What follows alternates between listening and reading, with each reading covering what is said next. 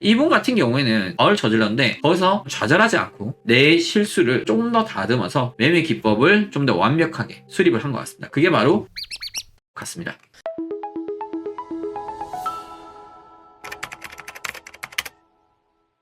안녕하세요. 골든 서버 임지영 멘토입니다. 여러분, 오늘의 성공 투자자의 비밀 주인공은 바로 브라이언 갤버님입니다. 지금 사진에 보시는 이분이 이제 브라이언 갤버님이신데, 이제 이분의 이제 매매 기법을 한번 배워보도록 하겠습니다. 자, 이분은 시장의 심리를 읽어야 성공할 수 있다. 트레이더로서 성공한 선물 브로커. 라고 보시면 될 것 같고요.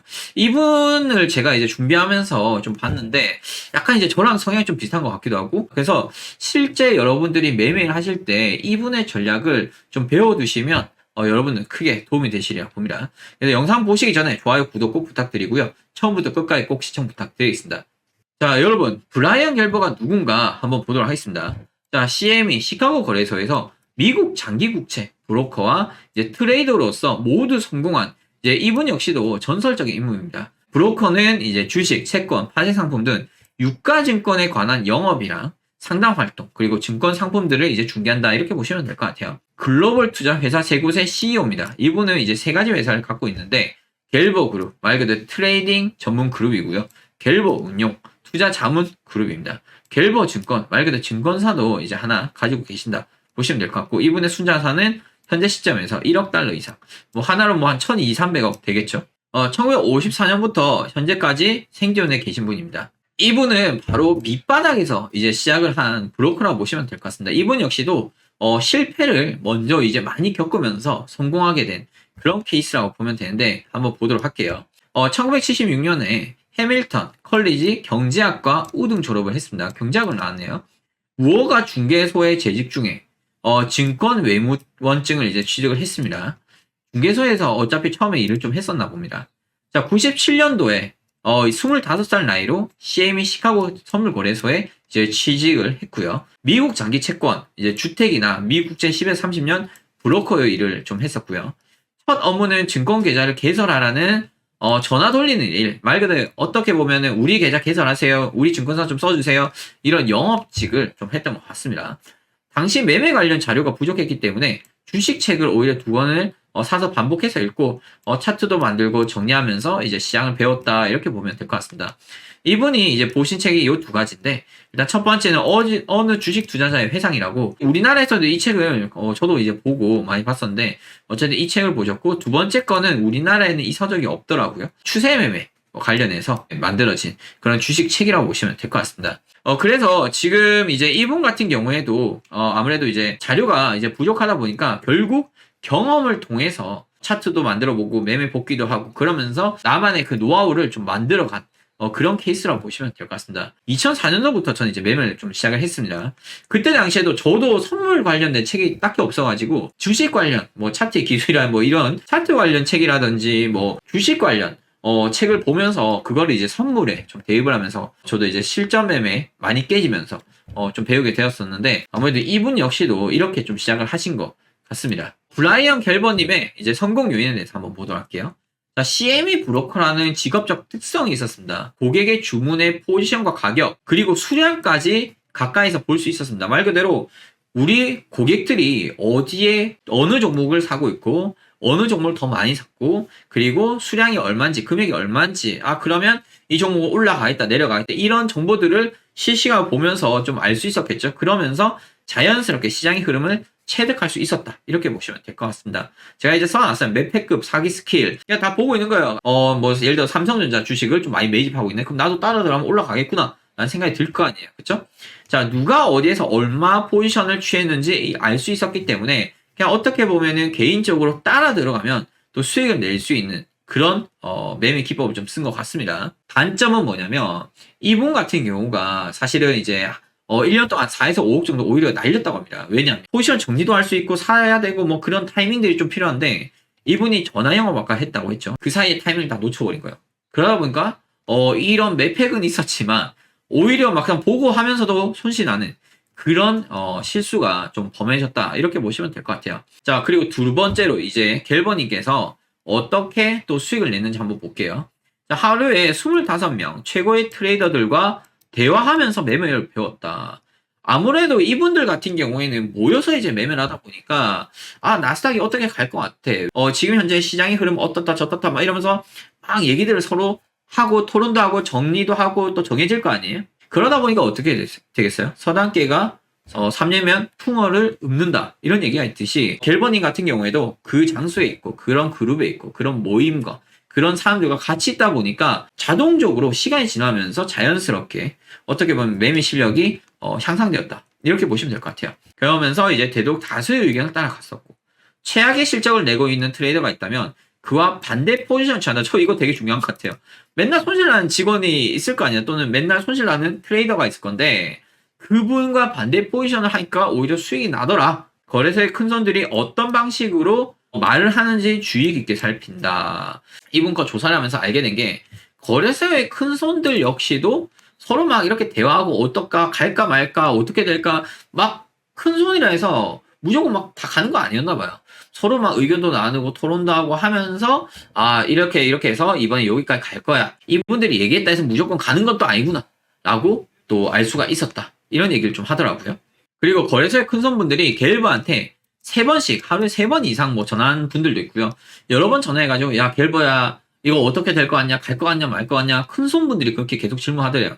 그러면서 이 시장에 크게 답은 없구나. 뭐 이렇게 좀 나름 기준을 좀 세웠다고 합니다. 자, 브라이언 갤버의 매매 방식 한번 보도록 하겠습니다. 이거 정말 중요하니까 꼭 보십시오. 자, 첫 번째로 데이 트레이딩 매매 20%, 수익 매매 80% 비율로 매매했다. 약간 좀 중장기 추세로 매매를 한 것 같습니다. 약간 그날의 큰 추세, 그런 것들을 보면 이제 매매한 것 같고요. 기본적으로 이평선을 가장 많이 참고했다고 합니다. 이거는 저도 실제로 일봉 보면서 매매할 때, 특히 수익 매매할 때 이평선 매매를 좀 많이 하는 편이고요. 작게 매매해서 승률을 높여 점진적으로 포지션 규모를 늘렸다. 말 그대로 처음에는 이제 작게 단타 매매를 좀 했었지만 나중에는 이제 스윙 매매를 좀 가면서 좀 큼직큼직한 자리도 있잖아요. 큰 추세 보고 전반적으로 나스닥이 현재 매수 추세구나 매수장이구나 그러면 눌림목 줄 때 그냥 막 크게 매수 계속 매수 잡는 거예요. 그런 식으로 해서 반등이 나오면 그때 청산 이렇게 나갔었겠죠. 그런 식으로 해서 초단타 매매 이런 것보다는 오히려 이제 전반적으로 이제 스윙 매매 위주로 갖다 보시면 될 것 같고 전문가 리포트의 견해를 너무 맹신하지 않았습니다. 차트에 집중하는 것을 중요하게 생각했습니다. 저도 이 얘기를 항상 여러분들께 말씀드려요. 저는 뉴스와 차트 둘 중에 여러분들께 우선순위를 정하라고 한 번씩 물어보거든요. 그러면 대부분의 분들이 물론 이제 저한테 배우신 분들은 차트라고 얘기하는데 처음 이제 입문하신 분들은 뉴스 또는 뭐 전문가들 방송에서 나오는 거, 뉴스에서 나온 거 그런 거 보고 따라갑니다. 이런 분들 많이 계시더라고요. 근데 저는 개인적으로 차트에 집중한 걸 추천드립니다. 근데 이분 역시도 차트에 집중한 것을 중요시 생각한 것 같습니다. 왜 차트에 집중하라고 하냐면 사실은 이 차트에 온갖 뉴스와 소문과 그냥 뭐 메이저들의 흐름 이런 것들이 다 녹아져 있어요. 어떻게 보면 차트에 모든 게 다 나와 있기 때문에 뉴스 같은 것도 볼 필요도 없는 거예요. 그냥 차트 보고 뭐 메이저들이 한 이쯤에서는 좀 지지선을 만들어 놨구나. 이쯤에서는 저항선이 있구나. 여기까지 내려갔을 때 매수하고 여기까지 갔을 때 매도를 하면 되겠구나. 라는 게 좀 보여질 수가 있거든요. 그래서 저 역시도 차트 위주로 집중한 것을 중요하게 본다 보시면 될 것 같습니다. 그래서 브라이언 갤버님께서는 핵심은 이겁니다. 차트에 집중해라. 차트에 집중을 하고 차트를 믿고 따라가라. 차트 분석 근데 잘해야 되겠죠? 그러나 브라이언 갤버님께서도 한번 크게 손실을 보게 됩니다. 추세를 거스르는 과오를 저지르다. 이게 바로 깨달음을 준 사건이라고 하는데 이제 1986년도에 미국 채권 시장이 상승 추세를 형성하던 때 일본인들이 장기 채권을 막 사재기를 했어요. 그때 당시에 막 국채 가격이 엄청나게 올라갔었거든요. 미국 장기 채권 가격이 90포인트일 때 너무 올랐다고 갤버는 생각을 했고요. 그는 91포인트에 1100계약 매도 포지션을 이제 잡았습니다. 말 그대로 어떻게 보면 역추세매. 근데 이게 맞아 떨어졌을 수도 있을 것 같아요. 제가 봤을 때는. 맞아 떨어졌으면 이제 성공했겠죠. 그러나 이게 이제 어떻게 흘러갔냐면 시장의 예상과 달리 92포인트를 넘어서 단 5분 만에 100만 달러 이상의 손실이 발생이 되었습니다. 당시 하나로 8억인데 한 지금 시세보다 25분의 1이기 때문에 거의 25배 곱하면은 약 200억 정도의 손실을 봤다고 보면 될 것 같습니다. 그래서 이 사건을 통해서 그는 시장의 변동성에서 심적으로 매우 놀랐고 추세 추종 트레이딩의 중요성을 다시 깨닫고 매매 방식을 보완했다. 이거 되게 중요한 것 같습니다. 이분 같은 경우에는 과오를 저질렀죠. 과오를 저질렀는데 거기서 어떻게 보면 좌절하지 않고 내가 일으킨 실수를 가지고 어떻게 보면 조금 더 다듬어서 매매 기법을 좀 더 완벽하게 수립을 한 것 같습니다. 그게 바로 추세 매매 기법 같습니다. 갤버님은 이렇게 말했습니다. 나는 두렵지가 않습니다. 잃는 것을 두려워하는 순간 끝났다고 보면 돼요. 근데 이거는 솔직히 이제 뭐 사람마다 생각이 다른데 저는 잃는 게 가끔 두려울 때가 있어요. 왜냐면 잃기 싫잖아요. 여러분들 마찬가지 아니에요? 이거는 약간 좀 반반인 것 같아요. 잃는 것을 두려워하는 순간 끝났다고 보면 돼요. 이거는 맞는 말인 것 같아요. 왜냐면 내가 두려워서 에이씨 몰라요 팔아버렸어. 그러면 뭐예요? 손절이 된 거겠죠. 이건 손절이 될 겁니다. 자, 포지션의 크기나 투입 자금을 보고 매매한 것이 아니라 시장의 가격이 너무 올랐다고 생각되거나 자신의 포지션이 잘못됐다고 판단할 때만 정리한다. 손절한다. 이거는 저도 실제로 좀 이렇게 하고 있는데 아무튼 이분도 이렇게 이제 보고 좀 매매했던 것 같습니다. 그래서 이제 손실에 대한 두려움을 극복하는 게 상당히 중요하다. 이렇게 얘기하는데 뭐 어떻게 극복했는지 한번 보도록 할게요. 자, 브라이언 갤버가 세운 절대 원칙들이 있습니다. 이 원칙들을 지키면서 역경을 많이 극복해 나간 것 같습니다. 자, 첫 번째, 추세를 거스르려 하지 말자. 예를 들어서 주가가 상승 추세인데 매수 위주로 따라 붙는다면은 잠깐 눌림목이 물릴 수도 있겠죠. 그러나 그 방향으로 가기 때문에 다시 수익을 보고 나온다든지 본전은 되찾을 수 있다. 이렇게 볼 수 있고요. 물타기를 절대 하지 마라. 이 물타기는 제가 늘 말씀드렸죠. 말 그대로 내동매매가 될 수 있어요. 예를 들어서 추세가 상승하는데 내가 매도를 들어왔어. 또 올라가네 또 매도 샀어. 또 올라가네 또 매도 잡았어. 계속 물타면서 단가는 높여가지만 주가는 더 폭등해버렸어. 그럼 어떻게 돼요? 로스가 날 수가 있는 거야. 여기서 얘기한 건 뭐냐면 말 그대로 나도 모르게 기술적인 매매가 아니라 어떻게 보면 내동매매, 내가 물린 걸 탈출하려고 하는 그런 목적을 가지고 물타기 매매를 한다. 그런 거는 하지 말란 거예요. 다만 전략적인 물타기 매매는 좋겠죠. 어떻게 보면 전략적인 분할 진입. 예를 들어서 주가가 조정을 주고 있어. 전반적인 추세는 매수야. 그러나 여기서 반등 나올지 좀 더 밑에서 반등 나올지 더 밑에서 반등 나올지 몰라요. 그래서 큰 추세는 매수기 때문에 일단 여기서 매수 하나 잡고 여기서 매수 하나 잡고 여기서 매수 하나 잡고 그래서 만약 1번, 2번, 3번 중에 1번, 2번에서만 반등을 하면 1번, 2번으로 수익을 내겠다. 라는 그런 분할 진입 전략. 말 그대로 이 큰 추세를 보고 들어가는 전략이 있다면 저는 그거는 괜찮다고 저 봅니다. 그러나 여기서 말한 물타기 같은 경우는 이게 아니에요. 이게 아니라 그냥 나도 모르게 사고 그냥 막 사는 거예요. 그러면서 그냥 어떻게 보면 추세가 매도인데 계속 물타기 매수를 하고 있는 거예요. 더 떨어질 건데. 그런 거는 하지 말라는 겁니다. 그리고 가장 먼저 리스크 관리를 배워라. 이 리스크 관리는 사실은 되게 광범위합니다. 리스크 관리가 여러분이 생각했을 때는 무엇인 것 같습니까? 첫 번째로 리스크 관리, 진입을 잘하자. 진입. 무슨 말이냐면 진입을 잘하자는 거는 만약에 여러분들이 손절에 대해서 크게 자신 없잖아요. 그럼 내가 진입을 했을 때 물리더라도 다시 돌아올 수 있는 그런 진입 포인트에서 진입을 하시는 게 좋습니다. 그러기 위해서는 시장의 대추세, 전반적으로 뉴욕장이 현재 계속 매수장이야. 그럼 매수에 들어왔는데 물렸어. 더 내려갔어. 그렇지만 대추세가 매수니까 다시 올라올 수 있잖아요. 그런 위치에서만 들어간다는 거죠. 말 그대로 진입에 대한 리스크를 줄인 겁니다. 두 번째, 손절에 대한 리스크겠죠. 내가 만약에 매매를 하다가 손절이 나왔어요. 그럼 어떻게 해야 돼요? 복구를 해야 될 거 아니에요. 복구하기 위해서는 이 첫 번째 진입 자리가 무너졌다. 그러면 두 번째 진입 자리에서 다시 들어가서 복구하겠다. 이런 매매 전략이 있어야 됩니다. 이러기 위해서는 어떻게 해야 될 것 같아요? 말 그대로 플랜 A, 플랜 B, 플랜 C가 있어야 돼요. 1번 자리 무너졌을 경우 2번 자리 들어간다. 2번 자리 또 무너졌을 경우 3번 자리 들어간다. 이거를 미리 알고 손절 라인과 진입 포인트를 잡아놔야 된다는 거죠. 그리고 세 번째는 이제 청산에 대한 리스크인데 이제 매매를 하시다가 팔았어요. 여러분이 매매를 하다가 청산을 했는데 그 다음 다시 들어갈 거냐? 들어간다면 어디서 들어갈 거야? 내가 샀던 가게에서 들어갈 건지, 좀 더 위에서 들어갈 건지, 좀 더 아래에서 들어갈 건지, 그런 거에 대한 청산에 대한 말 그대로 리스크 관리도 필요합니다. 그래서 진입, 손절, 청산에 대한 리스크 관리가 중요한데 이거에 대해서는 여러분 스스로가 나름의 기준과 원칙을 잡아 두셔야겠죠. 그리고 뭐 마지막으로 뭐 심리적인 리스크 관리인데 만약에 내가 이제 계속해서 뭐 손절이 나갔다 또는 계속해서 수익이 났다. 여러분 대부분은 연속 손실 났을 때에서만 이제 뭐 심리 관리 한다고들 하시는데 연속 수익 났을 때도 심리 관리가 되게 중요합니다. 왜냐면 연속적으로 계속 수익이 나잖아요. 그럼 사람 심리가 자만심을 갖게 돼요. 저도 좀 그랬었거든요. 그러다 보면 어느 순간 내가 들어간 족족 다 수익 난다 라는 생각으로 마구잡이 막 진입을 할 수도 있어요. 그러다 보면 어느 순간 물리고 어느 순간 한 방에 골로 갈 때가 있어요. 한 달 동안 내내 수익 났던 걸 한 번에 날릴 수도 있는 겁니다. 그래서 수익 났을 때와 손실 났을 때 그 멘탈 관리 역시도 중요하다. 이렇게 보시면 될 것 같아요. 그래서 마지막에 이분은 어떻게 했어요? 연속 손실이면 제발 쉬어라. 저도 이거는 진짜 이거는 저도 똑같이 생각한 거예요. 뭐냐면 저는 이거를 패닉에 빠졌다고 얘기를 하거든요. 패닉. 말 그대로 패닉에 빠져버리면 어떻게 돼요? 뭘 해도 안 돼. 뭔 생각도 안 나. 그냥 막 승진이나 나 답답해. 답답해. 잠도 안 오고 막 그래요. 그때는 어떻게 해야 돼요? 일단 시장에서 떨어져 있어야 돼요. 시장에서 떨어져 있어야 되고, 그리고 내가 패닉에 빠졌을 때 오히려 약간 시장과 거리를 두고 휴식 시간을 좀 가지다 보면은 다시 내 멘탈이 좀 돌아올 수 있고요. 그러면서 내가 실수했던 것들을 다시 돌이켜보면서 나의 실수를 좀 더 바로잡아 갈 수 있는 그런 기회와 시간들이 생길 수가 있습니다. 그렇기 때문에 여러분들께서 만약에 내가 연속적으로 계속 손실이 나는 사람이다. 그럼 일단 매매를 접으십시오. 그리고 다시 한번 스스로에 대해서 돌아볼 시간을 갖는 것도 좋을 것 같습니다. 브라이언 갤버가 생각한 실패하는 트레이더들의 공통점이라고 해서 이분이 일단 뭐 이래저래 나열한 게 있는데 너무 큰 자존심을 가졌다.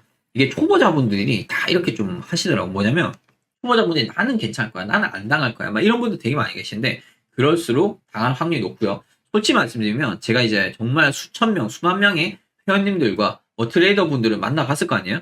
이제 제가 이제 그분들과 이제 대화하고 좀 느낀 게 뭐냐면 정말 1000명 중에 999명은 다 이 과정을 겪었어요. 이 영상을 보시는 여러분들도 피할 수 없을 겁니다. 특히 초보자분들. 그렇기 때문에 절대 여러분들 처음 매매하실 때 크게 투자하지 마세요. 아시겠죠? 자, 두 번째, 손실을 두려워한다. 말 그대로 이거는 뭐 두려워할 수 있다고 좀 봐요. 이거는 수익 꾸준히 나더라도 손실을 두려워할 수밖에 없어요. 손실 나기 싫죠. 그죠? 다만 성공한 사람과 실패한 사람의 차이는 이 손실의 두려움을 제어할 수 있느냐. 말 그대로 이 손실에 대한 두려움을 용기로 바꿀 수 있느냐. 또는 이 두려움을 그대로 유지를 하느냐. 그 차이인 것 같습니다. 그래서 말 그대로 내 멘탈을 좀 어떻게 컨트롤할 수 있냐 없냐 차이인데 어찌됐건 간에 이 손실을 두려워할 수밖에 없는 이유는 뭘까요? 매매에 대한 기준과 원칙이 애매하니까 본인 스스로가 두려운 거예요. 아, 내 매매 기법이 이러이러한데 이번에 들어가면 수익 날까? 손실 날까? 답답하잖아요. 모르잖아요. 떨리잖아요. 그러면 이분들은 기준과 원칙이 아직까지 완벽하지 않은 거예요. 좀 더 테스트를 하셔야 됩니다. 자, 크게 자주 매매하고 존재하는지 의문인 비밀 정보를 찾아다닌다. 이건 주식 특히 하신 분들이 무슨 뭐 찌라시 같은 거 이런 건 이제 찾아보신 분도 많고 선물하신 분들은 자주 매매한다. 잦은 매매. 말 그대로 뭐 샀다하는데 결국 한 방에 훅훅 물려서 쭉쭉 나갈 때가 많아요. 그러니까 먹을 때 10만 20만 먹다가 한 방에 1000만 20만 날린 분도 있거든요. 이런 분들이 좀 많다. 이런 분들 역시도 기준과 원칙이 애매하신 분들. 자, 정보를 잘못 사용한다. 장기적 관점 연구 보고서를 보고선 단탈합니다. 이게 무슨 말이에요? 미국 정부가 금리 인하 결국에는 할 거다. 최근까지 금리 인상을 했지만 뭐 내년이나 내후년에 금리 인하를 할 거다. 그러면 그때 가서는 좀 주가가 오를 수 있겠죠. 그러나 그때 거를 장기적인 관점 연구 보고서 보고 지금 막 올 거야 하고 매수로만 잡는 거예요. 근데 급락할 수도 있어요. 왜? 그날 지표가 악재가 나온다든지 또는 위에 저항선들 맞고 떨어질 수도 있잖아요. 말 그대로 그냥 보고서나 뉴스만 보고 말 그대로 단타를 했다. 그거는 진짜 잘못된 거라고 보시면 될 것 같습니다. 그래서 여러분 선물 매매하다 보면은 분명히 이제 전반적인 시장의 뉴스 흐름은 앞으로 더 좋아질 건데 왜 떨어지지? 이런 거 겪어보시는 분 많이 계시죠.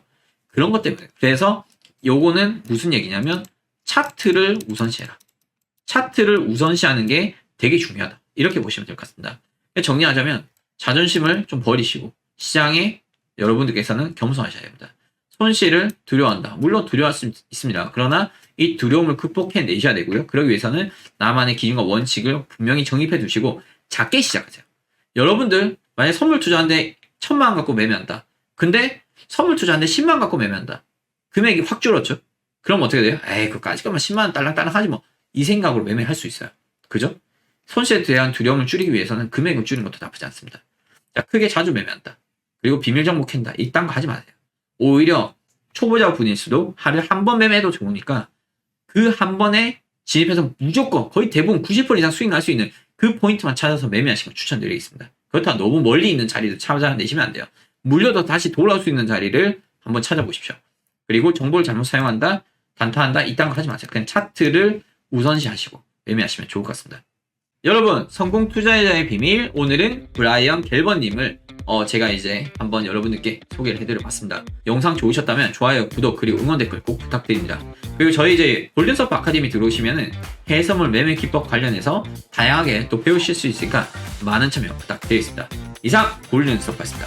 감사합니다.